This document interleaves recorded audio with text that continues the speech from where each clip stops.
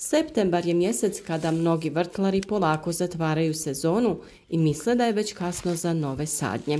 Međutim, pravi trik za produženu berbu i zdrav vrt krije se upravo u pametnom planiranju uzgoja u ovom periodu. Ako se primjene dvije jednostavne tehnike o kojima ćemo govoriti u današnjem videu, a to su uzgoj presadnica i sukcesivna sadnja, povrće možemo imati do zime, a ponegdje čak i tokom zimskih mjeseci sve do proljeća. Pa zašto je bolje praviti presadnice nego sijati sjeme direktno u tlo? Naime, u septembru su dani kraći, a noći hladnije. Sjeme posijano direktno u tlo često sporije niče, a postoji i opasnost od truljenja zbog visoke vlage. Zato je mnogo bolje napraviti presadnice, male biljke koje se razvijaju u kontejnerima ili sandučićima s pripremljenim supstratom. Na ovaj način dobivamo nekoliko prednosti. Kontroliramo uslove klijanja i rasta. Mlade biljke su jače i otpornije nakon što ih presadimo i ne gubimo vrijeme. Dok jedna kultura još dozrijeva u vrtu, presadnice druge već rastu u rezervi. Kada presadnice ojačaju, jednostavno ih presađujemo na slobodno mjesto u vrtu. Tako vrt nikad ne ostaje prazan, a zemlja se stalno koristi.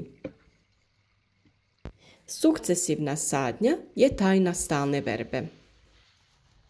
Kao što sam rekla, odličan trik u septembru je ta sukcesivna sadnja. Umjesto da posijemo ili posadimo sve odjednom, bolje je rasporediti sjetvu i sadnju na svako 15 dana, to jest 2 sedmice.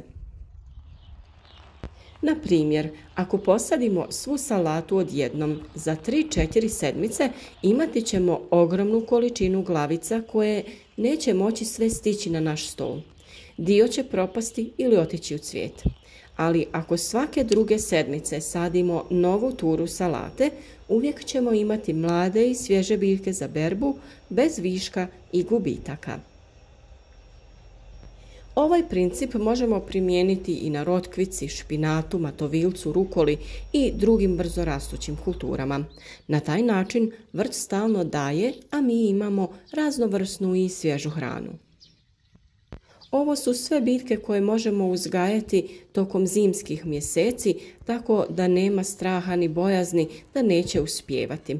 U svakom slučaju, ukoliko se pojave vrlo hladni dani i zimski uslovi poput snijega i dugotrajnih mrazeva, možete ih zaštititi sa improviziranim plastenicima.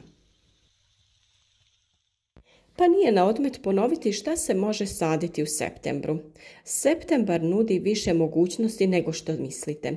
Osim pripreme presadnica, neke kulture se i dalje mogu sijati direktno u tlo. Ipak to najviše ovisi o klimatskim uslovima u kojima se nalazite, pa sami prosudite šta vam je bolje i jednostavnije.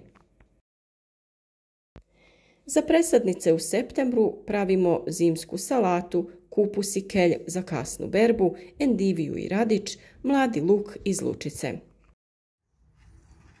Za direktnu sjetvu u tlu možemo sijati špinat, matovilac, rukolu, rotkvice, grašak za ranu proljetnu berbu i peršun koji će nicati sporije, ali će prezimjeti u vrtu. Kombinacijom presadnica i direktne sjetve osiguravamo da vrt i u jesen izgleda bogato, a friško povrće nam stiže sve do zime ili proljeća. Glavni trik za uspješan uzgoj biljaka u septembru nije samo u tome šta saditi, već kako saditi. Ako pravimo presadnice, čuvamo dragocjeno vrijeme i dobivamo jače biljke. A uz to primjenimo sukcesivnu sadnju, osiguravamo stalnu i ravnomjernu berbu bez gubitaka. Septembar je idealan mjesec da se pripremimo za dužu sezonu uživanja u vrtu, jer uz malo planiranja i prave trikove, povrće sa našeg vrta može stizati na trpezu i kada drugi misle da je sezona već završila. Nadamo se da vas je ovaj video pronašao na vrijeme i da će vam ovi savjeti biti od koristi. A vi naš rad podržite sa jednim lajkom, zapratite naš kanal ukoliko već niste, podijelite ovaj video na vašim društvenim mrežama kako bi i drugi imali koristi od ovih savjeta. I naravno, U komentarima podijelite vaše iskustvo, napišite šta vi uzgajate tokom ovih jesenjih i zimskih mjeseci i da li ste uspješni.